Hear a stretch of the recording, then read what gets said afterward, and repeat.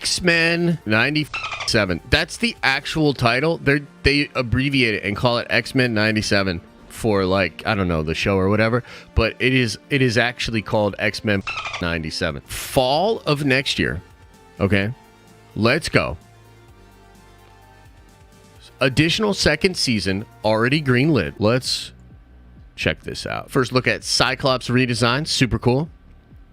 Magneto leading the X-Men in X-Men 97. Now, I got to go back and finish up and sort of refresh myself on X-Men 97. But many of you guys let me know that it was what? Lilandra? He's like, basically Charles is out in space with Lilandra. Apparently, then this will be why Magneto isn't now in charge of the X-Men. And this is several years after the end of the first movie. So perhaps Charles being out with the Shi'ar or something like that. I mean, that's kind of fun, huh? He's sick and okay, and Lilandra is the only one that can help him. Okay. Cool. That's cool. So, okay, let's talk about the suit. Gotta be honest, not the coolest. I'm not the most fond of this suit. I'm a huge Magneto guy. I love Magneto, bro. Magneto is the shit. And I know this is an iconic Magneto suit from a particular issue that's real cool. In fact, I think it's this one, right? Uncanny, maybe? I don't know.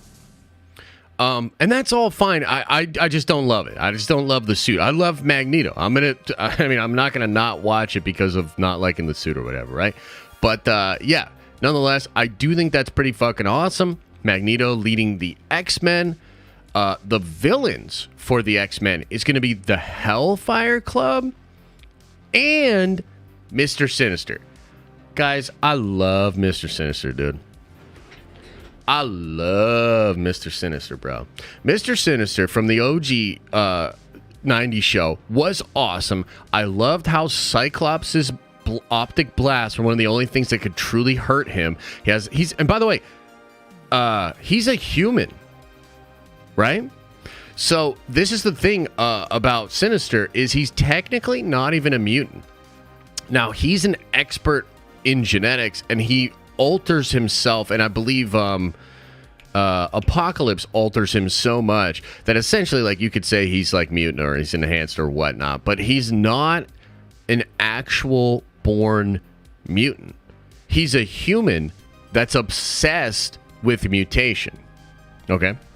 And so he is an expert at cloning. Like, I remember in the Avengers vs. X-Men run, during that run, the Phoenix Five, and I don't remember if it was all of them, but it was at least some of them. The Phoenix Five go to confront Mr. Sinister and are literally beaten by Mr. Sinister.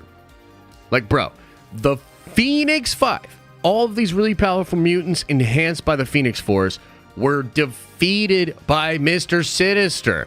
Because he had, like, clones of Madeline Pryor, like a shit ton of clones of, like, he can clone the most powerful mutants and shit. Like, that's crazy. He's a crazy, awesome, powerful individual. And I also love his, the cards from back in the day, the X-Men and the Marvel cards from the 90s. I remember getting a Mr. Sinister back in the day and just being like, oh, I love this dude. It's so cool. So Mr. Sinister, I'm a big fan. Super excited that he's going to be the one being one of the villains, if not one of the major villains. And then the Hellfire Club's awesome too, bro. Like, I just think we're in for a treat with all of that. You've got sort of your main cast here, but then you've got another team of X-Men kind of looking a little more like X-Force to me, where you've got Sunspot, you've got Morph, you've got Cable, you've got Bishop, you've got Forge, and you've got Nightcrawler. That seems awesome to me.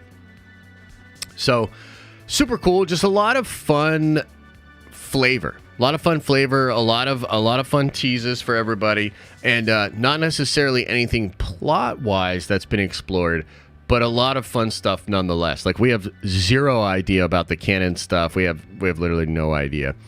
But it is still awesome. People are super hyped up for it.